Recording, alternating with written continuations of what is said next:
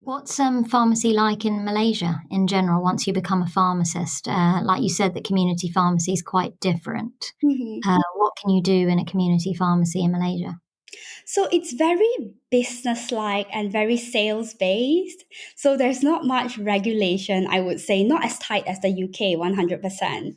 You can literally buy like prescribed medications over the counter. You can just walk into the pharmacy and be like, okay, you want a pregabalin, and then you just get a pregabalin. So it's very different in community there.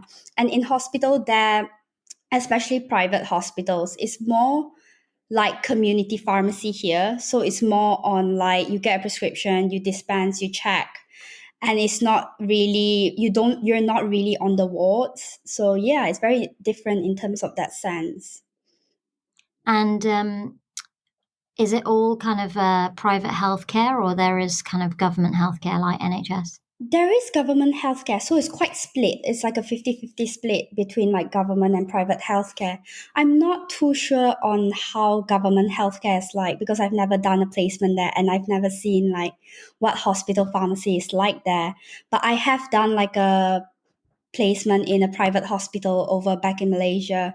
And yeah, I just find that it was quite a waste that we have so much skill set as a pharmacist that we're not using back home. I Yeah. think a lot of countries find that this is quite common practice.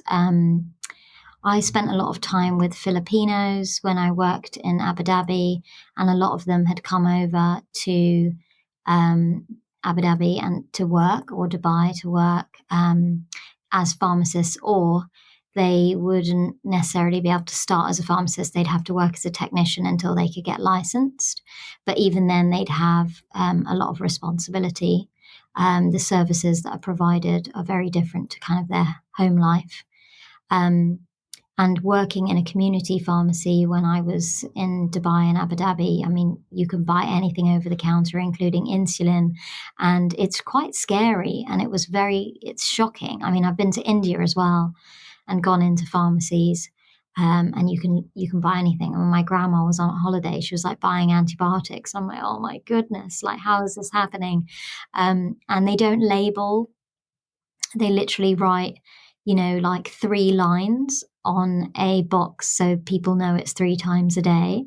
Yes, Um, yes. yeah, It's so the you don't same back actually home. so you don't even have labels, It's crazy, which isn't it? which is so different. And so it's really interesting to see kind of what pharmacists are doing in other countries, but it makes us very grateful for the fact that we can provide so much more here. Like we've got, the ability to really step up what we're doing, and the course that King's provides. I mean, I love it.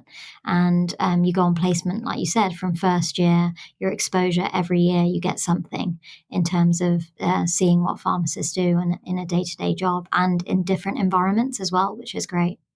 Yeah, Um, 100%. And I really like how the was it? fact that Oh, you're able to specialize in the UK as well. So you're able to like run your own clinics, which I think in a lot of countries that doesn't really happen. So yeah, yeah, I mean, the US is definitely kind of just as far as we are in terms of the ability as to what pharmacists can do and the variety of roles. They don't have as many kind of rights in terms of prescribing like the UK, but they will definitely get to that point.